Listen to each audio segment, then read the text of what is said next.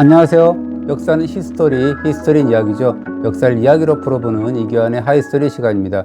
얼마 전에 왕과 왕비의 휴식처인 경복궁 향원정이 3년 만에 복원 공개됐다는 소식이 들렸습니다. 복원의 전 과정을 풀어준 친절한 기사와 함께 단풍으로 물든 정취어린 늦가을 향원정의 사진과 영상이 본물을 이뤘습니다.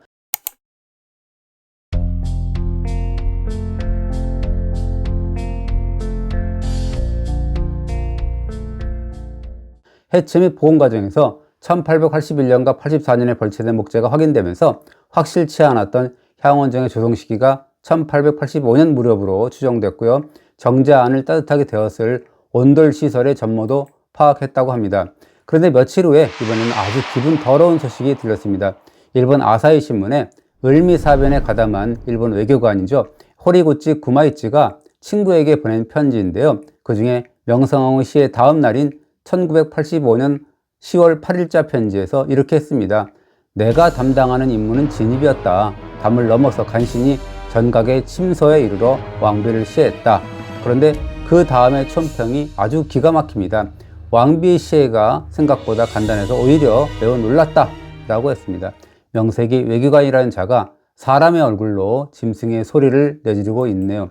궁금하시죠? 왜 왕의 휴식처 운운하며 감성을 자극하다가 갑자기 명성황후 시해 사건 이야기를 해서 피를 끓게 만드냐고요. 그러나 이유가 있습니다. 1873년 고종은 경복궁 후원에 임금 부부의 휴식 공간을 조성하는데요. 그것이 건천궁이고요. 향원정은 1885년 무렵에 건천궁 앞 연못 한가운데 조성한 2층 정자입니다. 조성 초기에는 이 왕과 왕비의 휴식 공간으로 활용됩니다. 영국 지리학자인 이사벨라 버드 비숍은 이곳에서 벌어진 빙조키, 즉 피겨스케이팅 갈라쇼를 실감나게 묘사하고 있습니다. 이렇게 씁니다. 1894년 겨울에 꽁꽁 얼어붙은 향원정 연못에 서양 외교관 부부들이 모였다. 날 달린 구두를 신고 지친다는 빙조키가 무엇인지 궁금해한 고종이 시범을 보여달라고 청한 것이다 라고 썼습니다. 막상 빙조키 시범을 본 고종 부부의 첫 반응은 어땠을까요? 명성황후는 남녀가 손을 잡았다 놓았다 하는 것이 꼭 서당패와 색조가들 같구나 라고 못마땅했다고 합니다. 그러나 시범단이 고개를 부리자 시종 엄근진 표정이던 명성황후가 어린아이처럼 손뼉을 치며 즐거워했다 라고 썼습니다. 당시 유경공원 교사였던 조지 길모어도 이때 갈라쇼 모습을 아주 흥미롭게 묘사하고 있습니다. 시범을 보이라는 왕비 즉 명성황후의 초청장이 배포되어 상당한 스케이터가 응했다. 궁궐한 둥근 모양의 직경으로 약 70야드쯤 되는 그런 연못 중심부에 예쁘고 작은 정자가 있었다. 장막 뒤에 몸을 가렸지만 국왕 부부는 의심할 바 없이 열정적인 구경꾼이었다 라고 썼습니다. 길모어는 피겨스케이터가 전속력으로 달려와서 아이스 체어 위로 점프를 했을 때 흥미는 최고조로 달했다 라고 하면서 두 분 전하의 탄성이 스케이트의 귀에까지 들렸다 라고 전했다고 합니다. 한겨울에도 갈라쇼를 마음껏 즐길 수 있었다는 그런 증거가 2019년 향원정 발굴에서 나왔는데요. 온돌시설이 확인된 겁니다. 모르긴 몰라도 고종 부부는 차치하고 외교사절과 귀빈들까지도 조선의 온돌 덕분에 쾌적한 환경에서 갈라쇼를 관람했을 것이라고 믿습니다. 그보다 7년 전인 1887년 1월에서 3월 사이에 건천궁 앞 향원정 일대에서는 조선 역사상 기념비적인 이벤트가 열리죠. 동북아 삼국의 궁성 중에서 가장 먼저 전등불을 밝힌 겁니다. 사상 처음으로 전등불이 켜지는 모습을 보려고 인산인해를 이뤘다고 하는데요. 당시 이 모습을 숨어서 지켜봤다는 안상궁의 회고담이 재미있습니다. 이렇게 씁니다. 건천궁 앞 연못 즉 향원정에 설치된 기계를 움직였는데 연못에 물을 빨아 올려서 물 끓는 소리와 오래와 같은 굉음이 났다. 얼마 뒤에 궁전 내의 가지 모양의 유리에 휘황찬란한 불빛이 대낮같이 점화됐다. 모두 놀라움을 금치 못했다 라고 씁니다. 궁금증이 들죠. 머리카락 한 올까지도 부모가 물려주신 것이라며 자르기를 거부했던 조선인들이 아닙니까? 그런 조선이 왜 전기불만큼은 그렇게 빨리 도입했을까요? 이 이유가 있었습니다. 1882년 5월에 서구 열강 가운데는 처음으로 미국과 수호 통상조약을 맺었죠. 그런 조선이 이듬해 9월에 보빙사라는 이름의 사절단을 미국에 파견합니다. 보빙사는 당시 미국의 체스트 아서 대통령에게 국서를 전달하는데요. 보빙사는 미국 체류 기간 중에 아주 신기한 체험을 하게 되죠. 에디슨이 전등불을 발명한 지 불과 4년 만인데요. 전기불이 뉴욕과 보스턴의 방거리를 비추는 놀라운 장면을 목격한 겁니다. 고종은 귀국한 보빙사의 강력한 추천에 전기 도입을 서둘렀던 것 같습니다. 또 임어군란과 갑신정변 등의 변란은 고종이 전기를 도입하는 데 촉진제가 되었다고 합니다.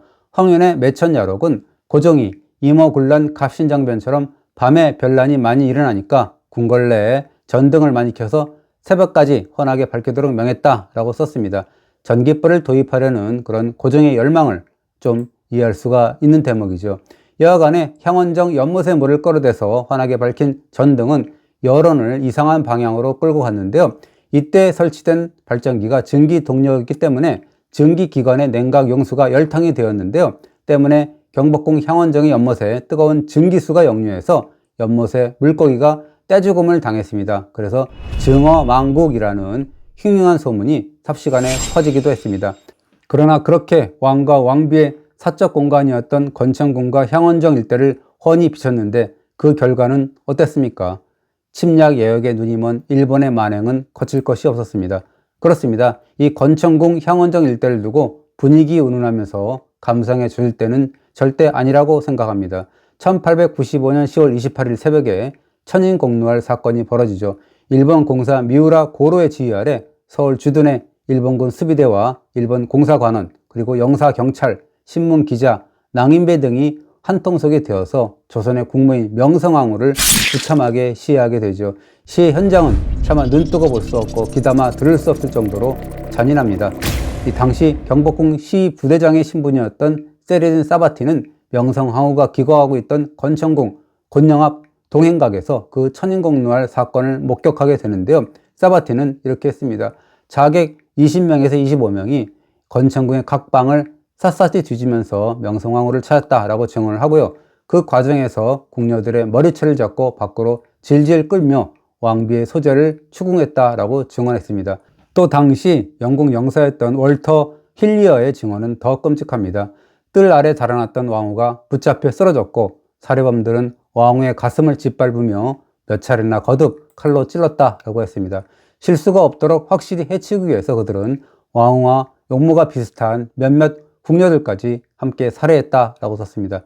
잔인무도한 일인들은 왕후의 희신까지 훼손했습니다. 경성 영사였던 우찌다 사다스치의 회고를 한번 들어봅시다. 이렇게 회고합니다.